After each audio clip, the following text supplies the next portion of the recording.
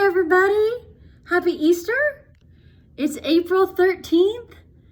I hope you had a great day yesterday, and the celebration apparently continues throughout the week, as all our readings this week are pretty exciting victory celebrations.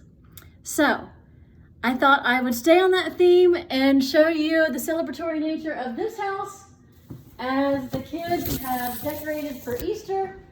So there's a lily and streamers and a banner that says Happy Easter. So it's all big fun here. So our reading continues along that mentality. So if you do not have a coffee, I would suggest you pause me and you go get one, because this is kind of a long passage from Exodus. It's going to start in chapter 14, verse 10, go through the rest of the chapter, and then do a small blurb in 15. Okay? So here we go. As Pharaoh drew near, the Israelites looked back, and there were the Egyptians advancing upon them. In great fear, the Israelites cried out to the Lord. They said to Moses, "Was it because there were no graves in Egypt that you have taken us away to die in the wilderness? What have you done to us, bringing us out of Egypt? Is this not the very thing we told you in Egypt? Let us alone, and let us serve the Egyptians. For it would have been better for us to serve the Egyptians than to die in the wilderness." But Moses said to the people, "Do not be afraid.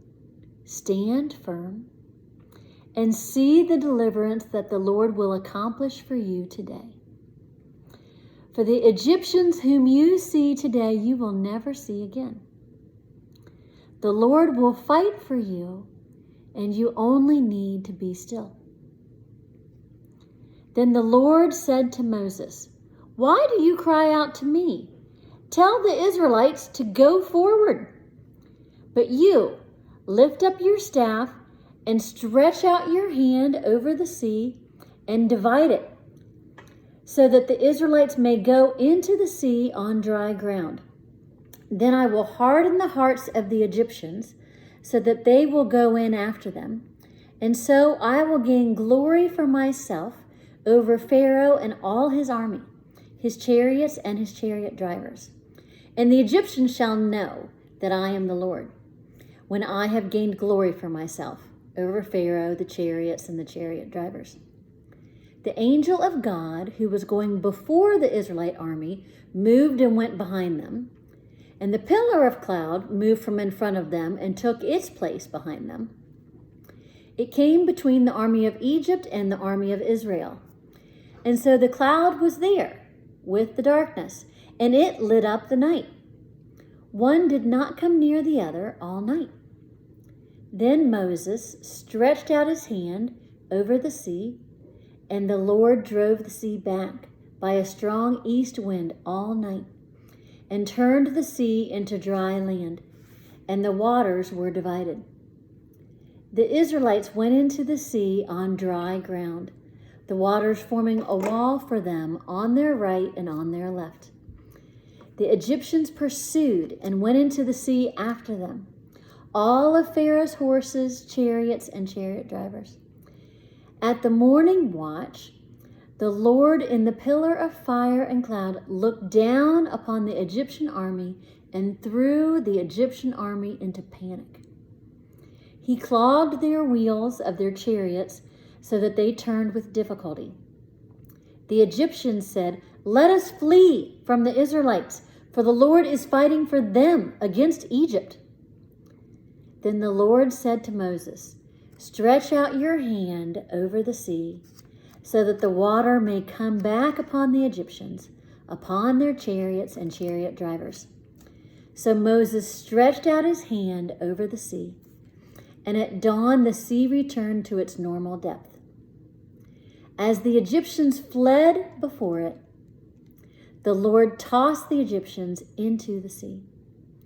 The waters returned and covered the chariots and the chariot drivers the entire army of Pharaoh that had followed them into the sea, not one of them remained. But the Israelites walked on dry ground through the sea, the waters forming a wall for them on the left and on the right. Thus, the Lord saved Israel that day from the Egyptians, and Israel saw the Egyptians dead on the seashore. Israel saw the great work that the Lord did against the Egyptians. So the people feared the Lord and believed in the Lord and in his servant Moses. Then the prophet Miriam, Aaron's sister, took a tambourine in her hand, and all the women went out after her with tambourines and with dancing. And Miriam sang to them, "Sing to the Lord, for he has triumphed gloriously. Horse and rider he has thrown into the sea." Here ends the reading. And you may recognize that song by Miriam because we sing that song in church sometimes. I will sing unto the Lord, for he has triumphed gloriously, the horse and rider thrown into the sea. I will sing unto the Lord, for he has triumphed gloriously, the horse and rider thrown into the sea.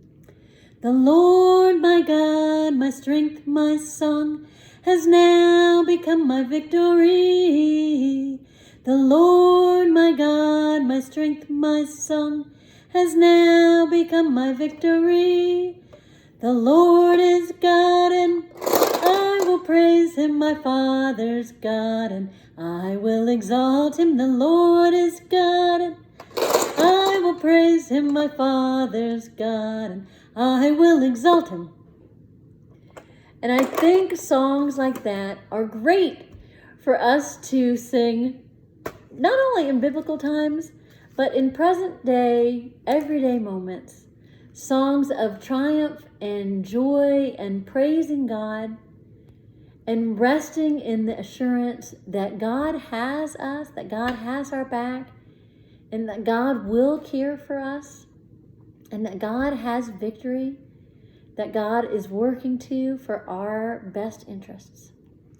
And I know that there is plenty of stress these days with the pandemic, and simply turning on the news can be stressful. And I think it's really important in our stress and distress and anxiety that we have some of these songs in our back pockets that we can pull out and sing and rest and resonate in the fact of trusting God and knowing that God cares for us and that we can believe that and that God will overcome. And so I encourage you to do that today. I encourage you to find 2 songs, maybe 3 songs that you can have fun with and that you can sing. And it doesn't matter if you sing them well. It just matters that you sing them. It just matters that you feel them and enjoy them and believe them. And that it's something that you can lean on in those moments when you need empowerment and encouragement by God. So I hope you do that today, and I hope you have a great day. Take care, everybody. Bye-bye.